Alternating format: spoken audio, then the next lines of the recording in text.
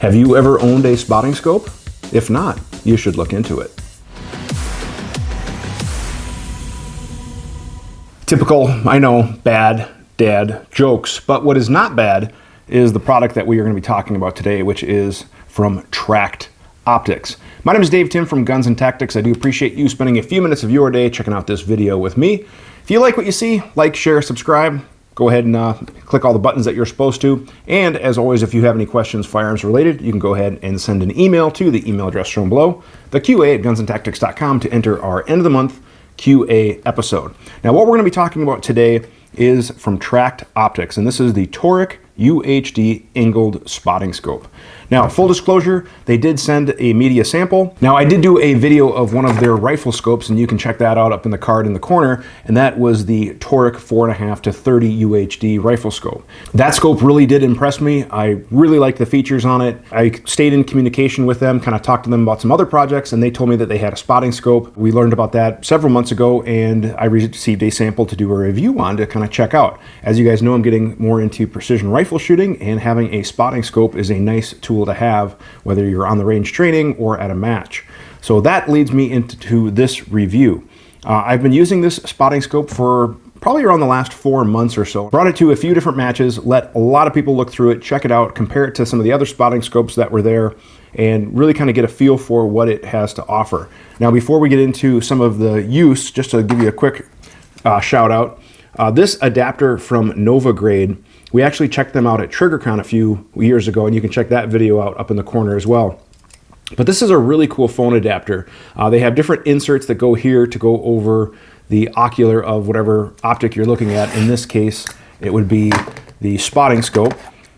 And then that simply aligns for your phone to mount in this portion here. These are adjustable, and you can adjust the position of your phone. You can adjust the offset to really kind of get it aligned so that way your smartphone can record through the spotting scope.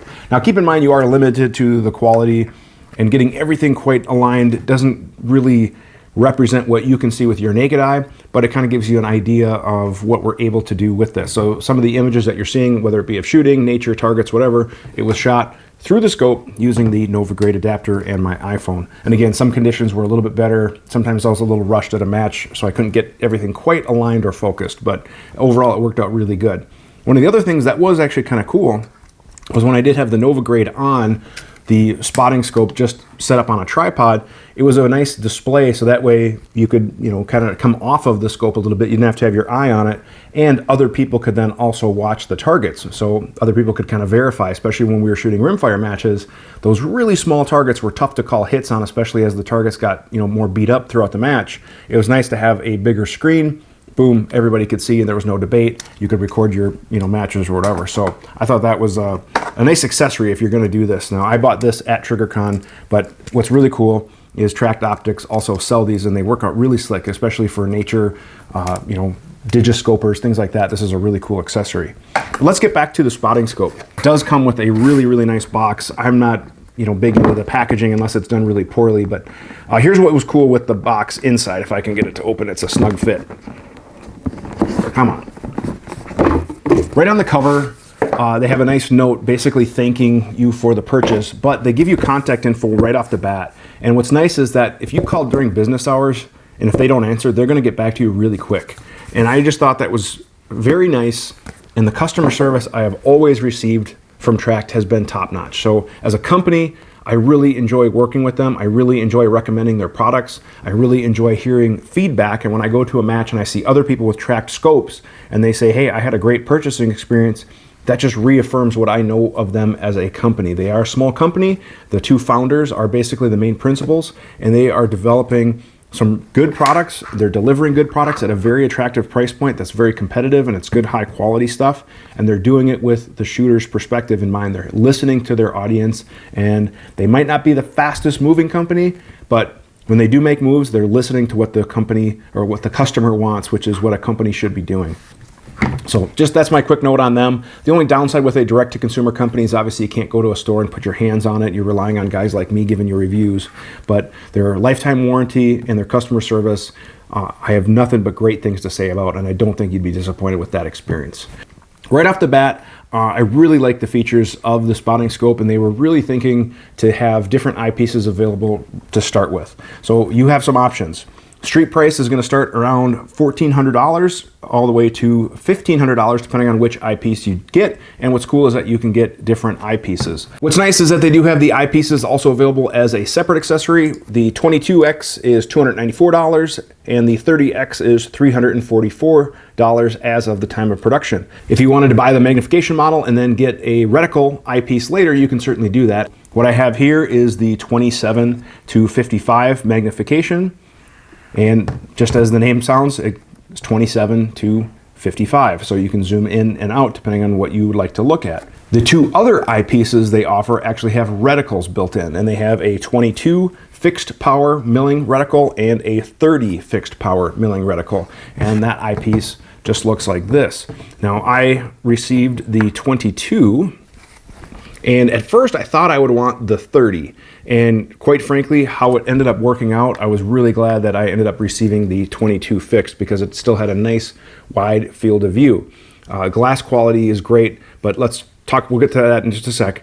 Let's go over how easy these eyepieces are to swap. Now, John and John both have a background in Nikon, so they, I think, utilized some of their experience with that to basically make it as easy as mounting a camera lens. So you have this locking ring right here. You just simply move it to the unlocked position as indicated by the 12 o'clock position or the logo. So right now it's in the locked position. We simply move to the unlocked position. We grab the base of the eyepiece. We rotate, lefty-loosey, righty-tighty. Eyepiece comes off. Our new eyepiece goes on. Simply align it, lock it to the right, and you'll feel it stop. Those lugs engage. And then we simply move the locking ring, and now we have a fixed power with a milling reticle. I thought the system was great. It was easy to go back and forth, and quite frankly, even at a match, I brought the magnification reticle, but I also really did like the milling reticle because what was nice about it is even though it's a fixed 22 power, and you can see the reticle, the eye relief was better. And what's nice is that if I didn't want the reticle, I could simply move the diopter so the reticle was basically out of focus, and then I could use the focus ring to adjust the image so the reticle pretty much disappeared. Now here's what's really cool about the reticle is that they didn't put it right in the center. So like most spotting scopes, it's, you know, like dead center, so it would be blocking everything that you're seeing.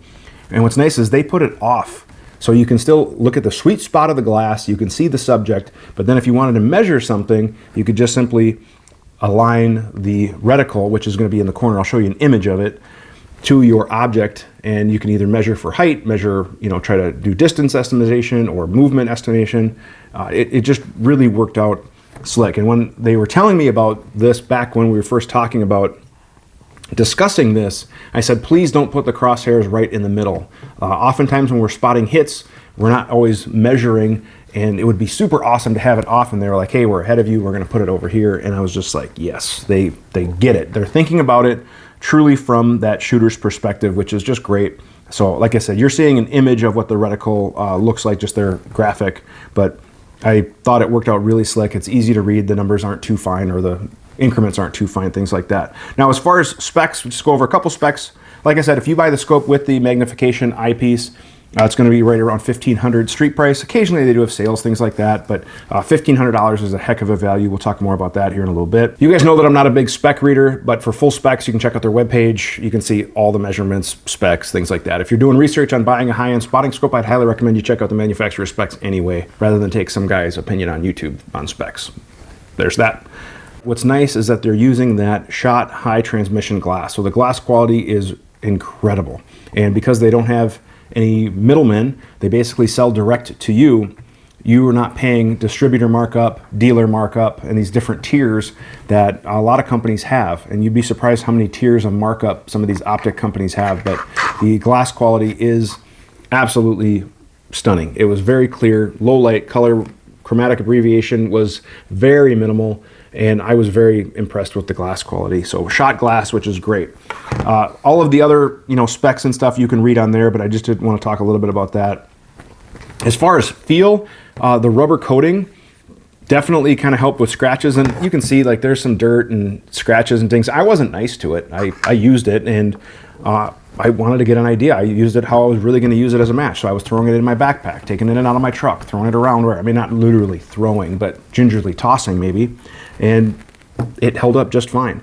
As far as weight, it does have a little bit of heft to it at 67 ounces, but a good quality spotting scope is not going to be super lightweight. So that is one thing to consider, that if you're going to be throwing it in a backpack or hunting, something like that, at 67 ounces, it's not the lightest option out there.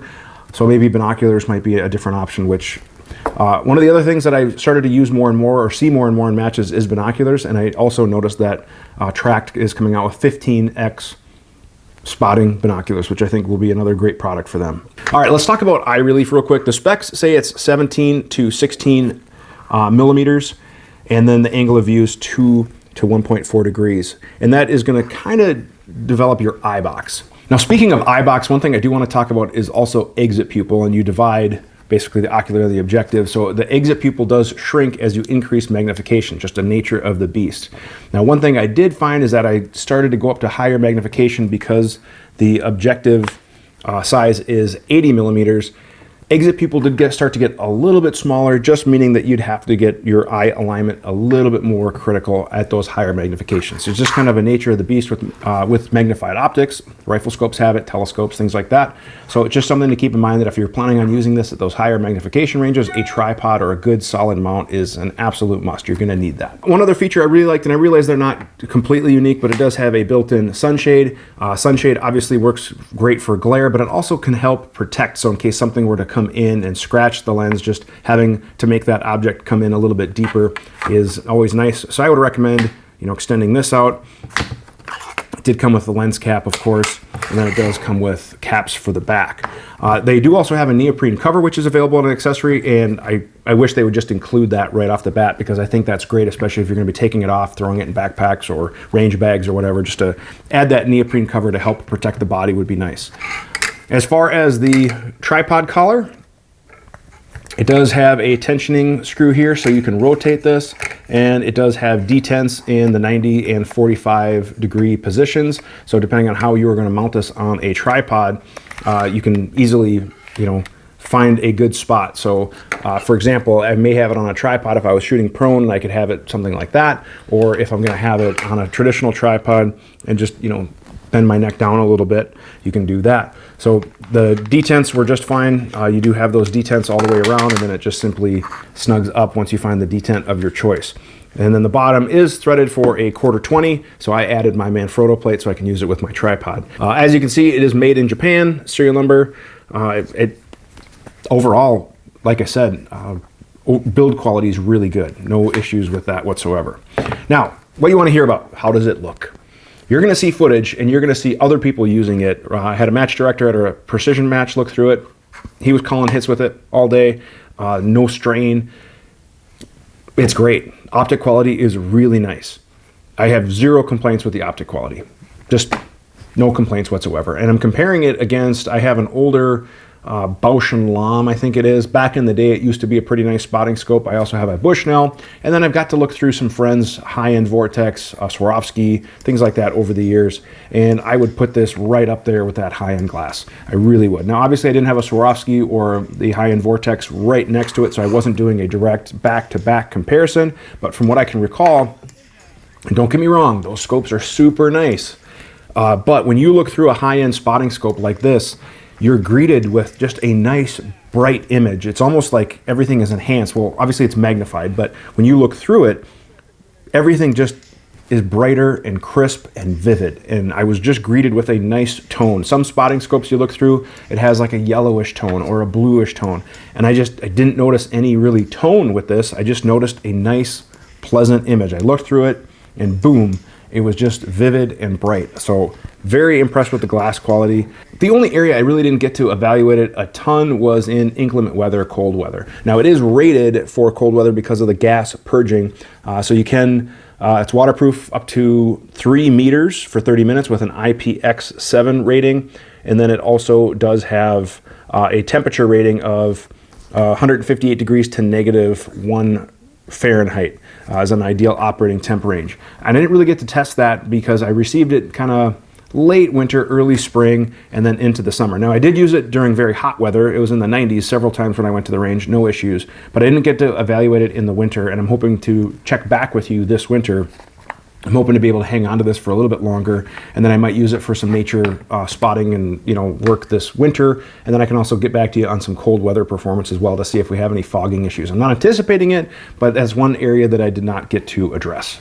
At matches, we were spotting shots out to about 800 yards, give or take, and I had no problem spotting hits. I had no problem seeing target indication. I had no problem, kind of seeing hit when the conditions were right on the berm, dust, things like that. Also, spotting hits or following trace was actually pretty easy, especially once you got kind of aligned right behind the shooter. There's kind of a better position once you kind of find that spot where you can start to follow trace, but it was actually very pleasant to look through this as well. For full specs, again, you can check out their webpage. Go to tractoptics.com. Go ahead and use the link provided. It just shows them that, hey, you were sent here from Guns and Tactics. I'm not making any money. They're not paying me affiliate marketing or anything like that, but it does help out the channel, and it does show that we are giving them some traction, if you will. Sorry, another bad dad joke. I can't help myself. That's going to do it for this review. I hope you enjoyed it. If you have any questions about this product or anything, you can sound off in the comment section below, or you can send an email to the email address shown below, which is the QA@gunsandtactics.com. If you like the content, please like, share, and subscribe. Follow us on all of the social media outlets. It does help the channel grow. Thank you very much for watching, and have a great day. We work really hard to make content that we hope you as a shooter would enjoy. Subscribe to our channel, check out our featured videos and playlists, and if you have a question firearms related, go ahead and send an email to the address shown on the screen to be entered into our monthly QA series.